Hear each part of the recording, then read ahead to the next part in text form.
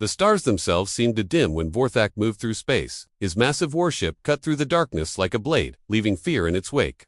Inside, the metal beast, the creature that had become legend, paced restlessly in his chamber. Vorthak stood 12 feet tall, his body covered in dark scales that shimmered like black metal. Each scale was harder than military armor, forged by alien science on the warworld of Nexus Prime. His claws were longer than human hands, sharp enough to slice through steel doors like paper. When he walked, the floor shook under his weight. When he breathed, steam rose from his nostrils like smoke from a dragon. But it was his eyes that made even hardened soldiers freeze in terror. They glowed red in the darkness, burning with intelligence and hunger. Those eyes had watched civilizations fall.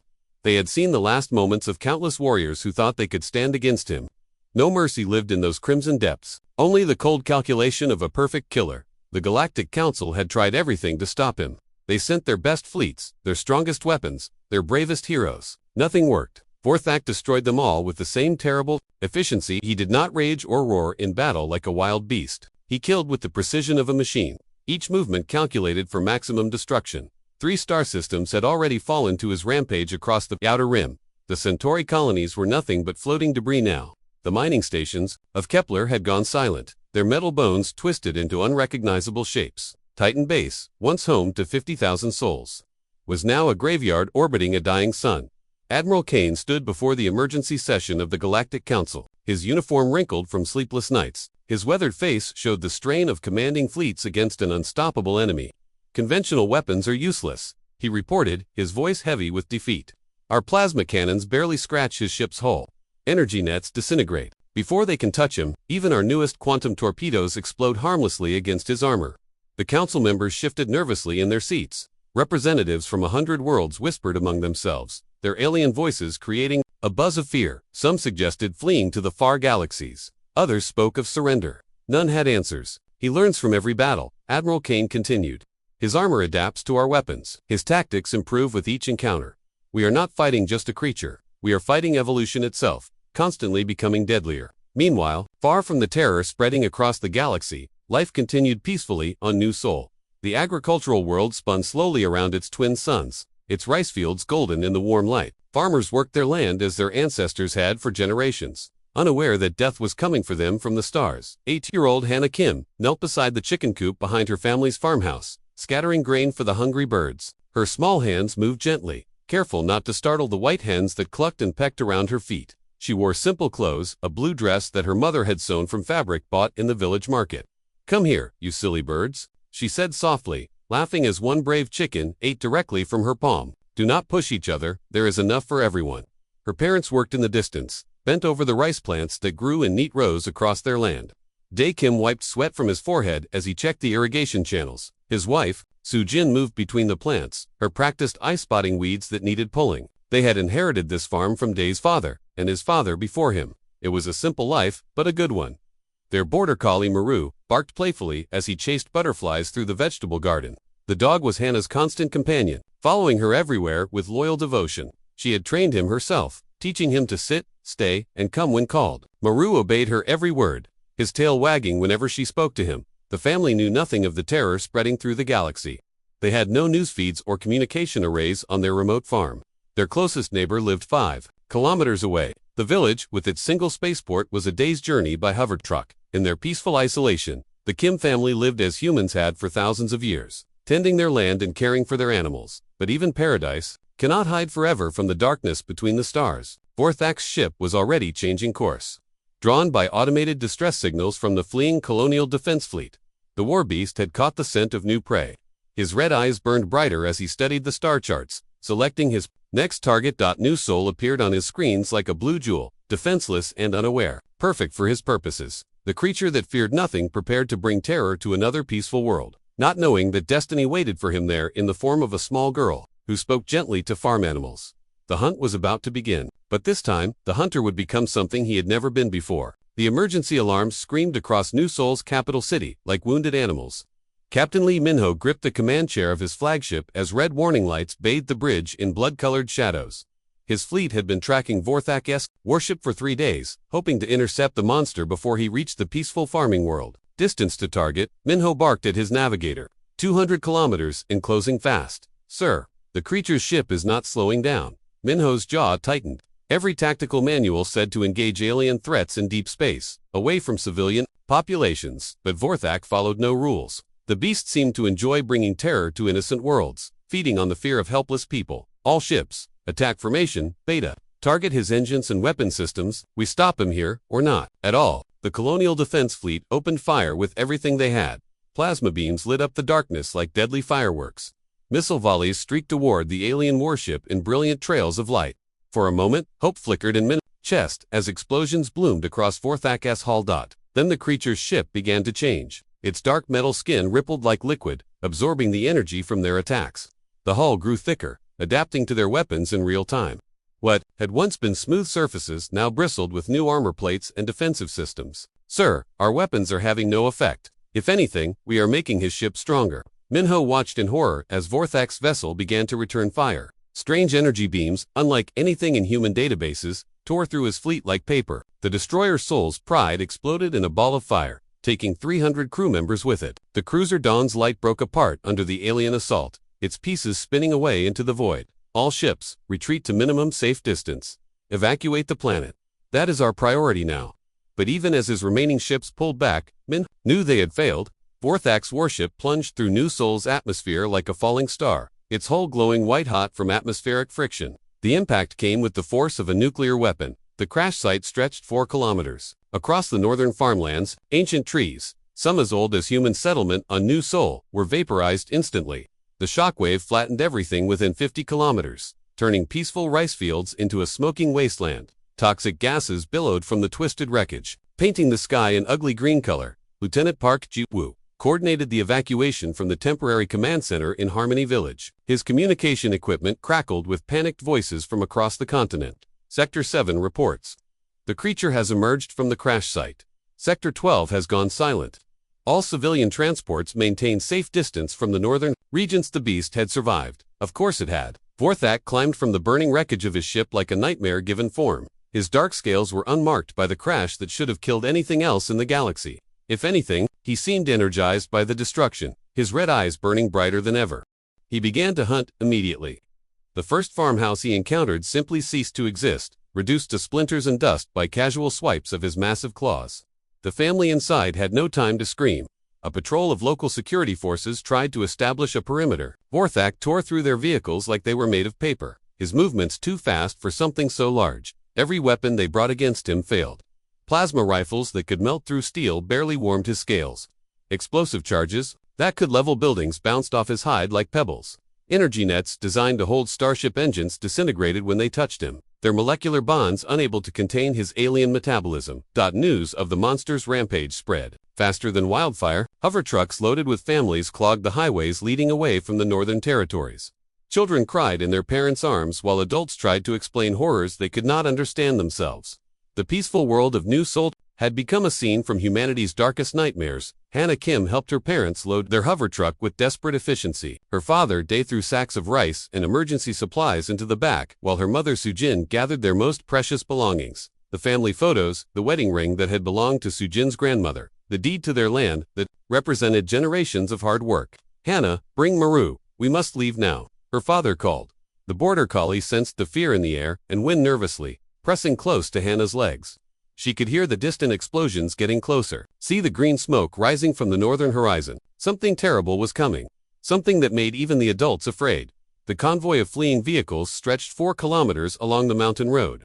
Parents held their children close, while elderly grandparents muttered prayers in the old language. Everyone moved with the same desperate urgency, driven by an instinct as old as humanity itself, the need to run from the predator in the darkness. But in the chaos of thousands of people fleeing for their lives, tragedy struck. A military convoy racing to establish new defensive positions collided with the civilian evacuation. Hover trucks scattered in all directions. Families separated in the confusion and terror. Hannah found herself alone in the bamboo forest, calling for parents who could no longer hear her voice. Hannah wandered through the bamboo forest, calling for her parents until her voice became hoarse. The tall green stalks swayed around her like giant fingers, blocking out most of the sunlight. She could hear explosions in the distance, getting closer with each passing hour. Her small hands shook as she pushed through the dense plants, tears streaming down her dirt-stained cheeks. Maru had disappeared during the chaos on the road. Her parents were nowhere to be found. The 8-year-old girl had never been so alone. In her entire life, she stumbled over fallen logs and scraped her knees on sharp rocks, but kept moving deeper into the forest.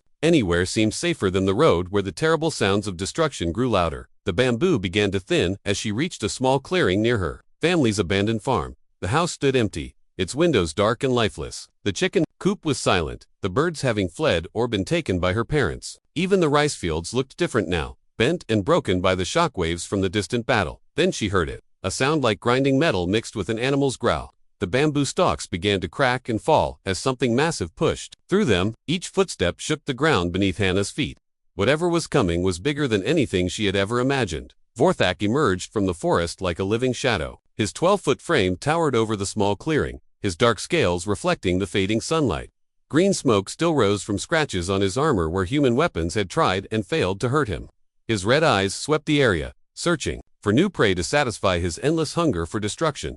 He had been hunting for hours, leaving a trail of ruined buildings and twisted metal behind him. The few humans he had encountered had run screaming or died before they could make a sound. Their weapons were toys, their vehicles nothing more than fragile shells. This world would fall like all the others before it. Then his burning gaze fell upon the small human child standing frozen in the middle of the clearing. Hannah could not move, could not breathe, could not think. The creature before her was beyond her worst nightmares. Its claws were longer than her entire arm.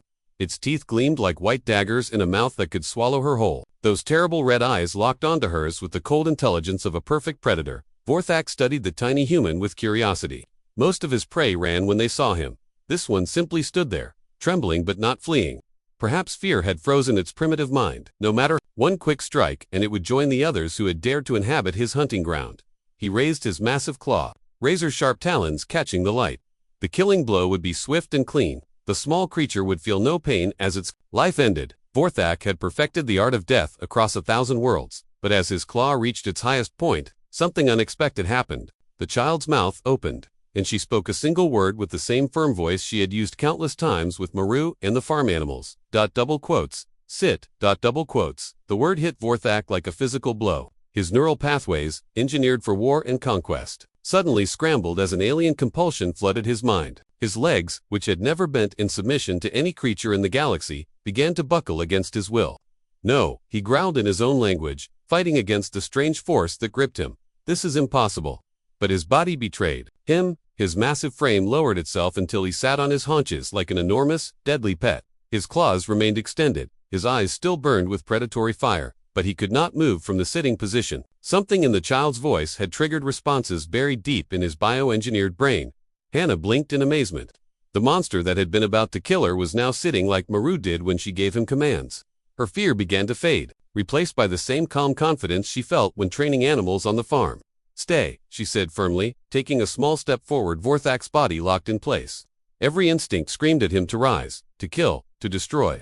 But the compulsion was stronger than his programming. The galaxy's most feared predator found himself obeying an 8-year-old human girl. "Good," Hannah said softly, using the same gentle tone that had calmed frightened horses and stubborn goats. "You are a very big boy, are you not?" The creature's red eyes widened in confusion.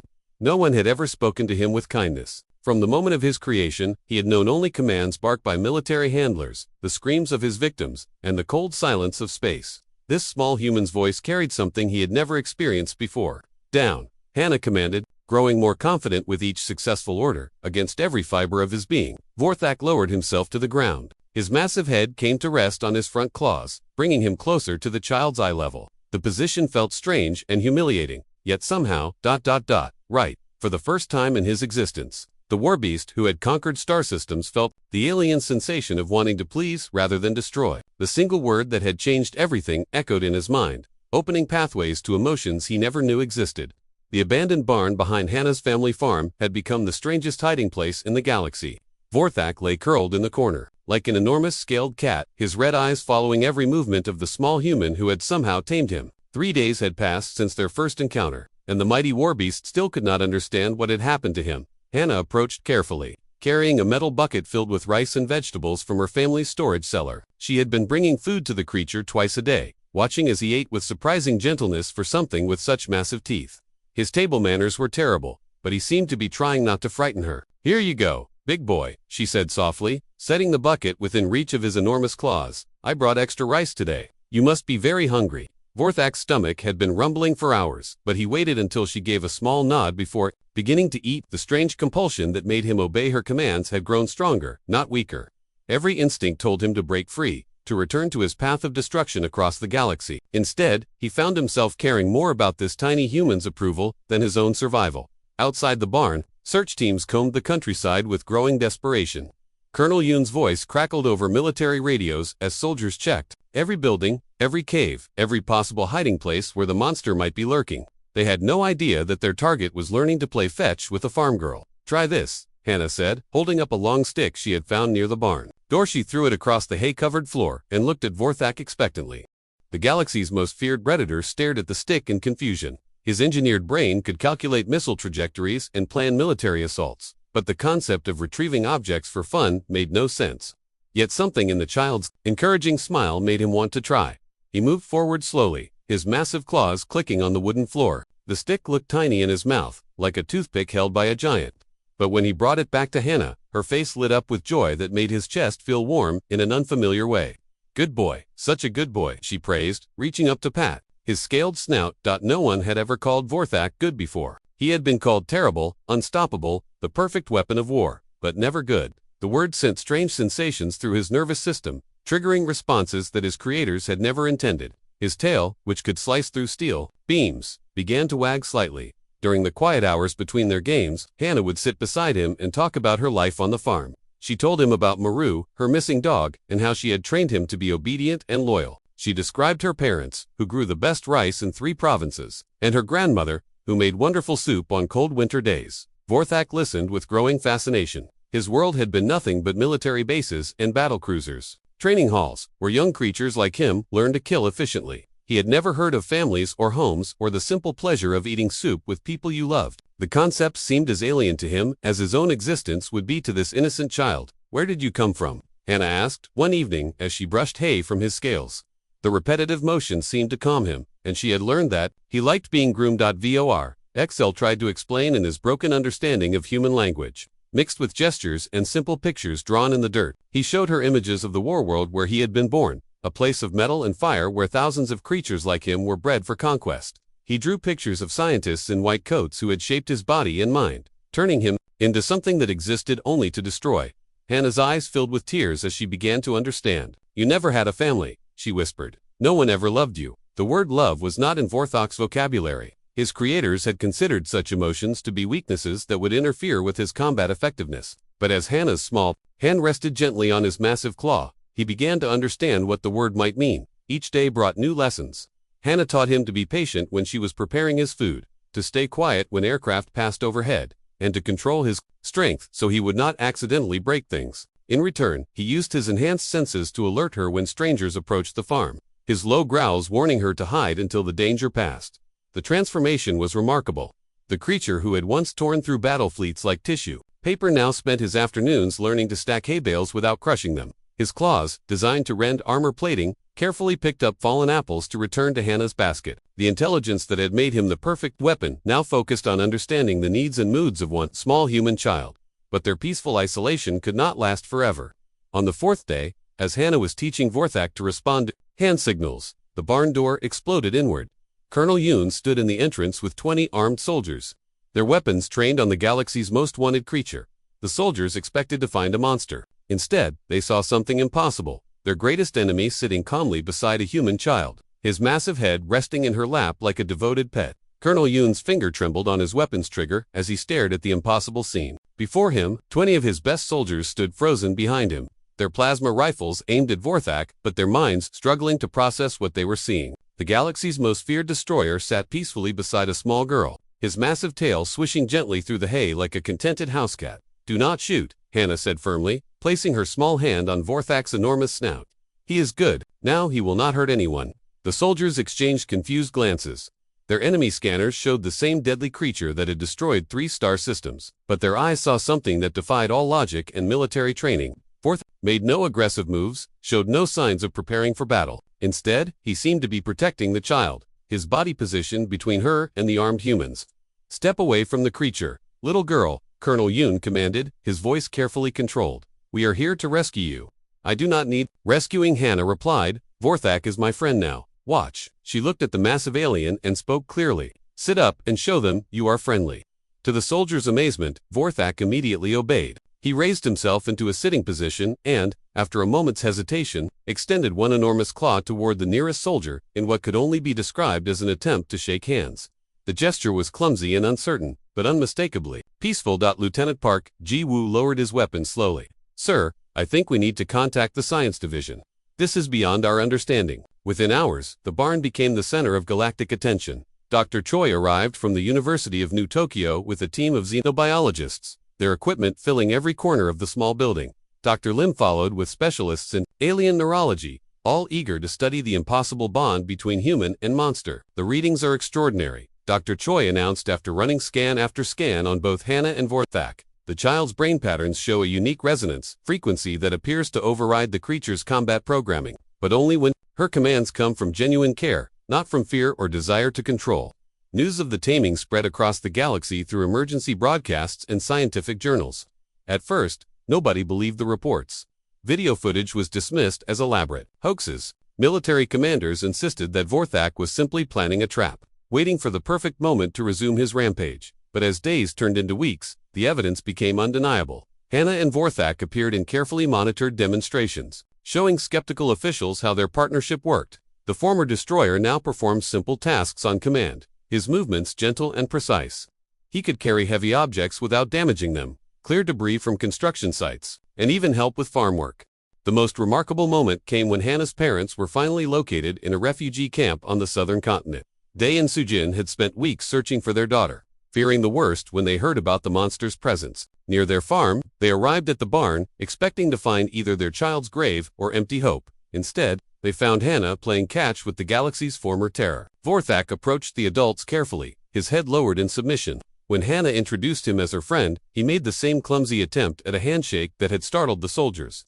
He saved my life, Hannah explained to her stunned parents. When I was lost and scared, he could have hurt me, but he chose to be good instead. Sujin wept as she embraced her daughter, while Dae stood speechless, trying to process the sight of his child patting the snout of a creature that could have destroyed their entire world.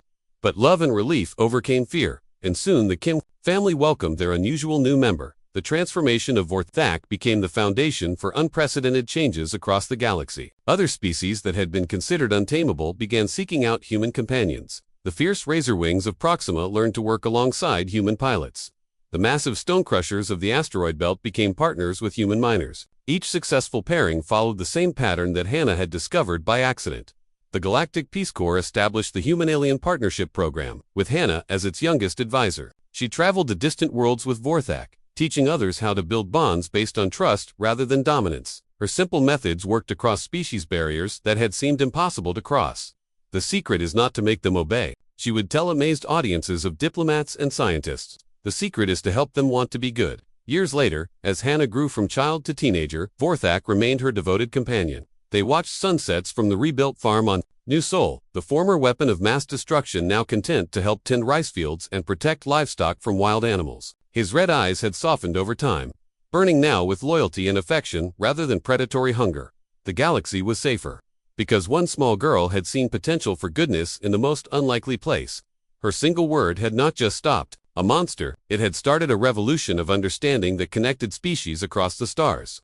And in quiet moments, when Hannah rested her head against Vorthak's scaled side, both of them knew that the greatest victories come not from conquest, but from the courage to offer friendship to those who have never known it.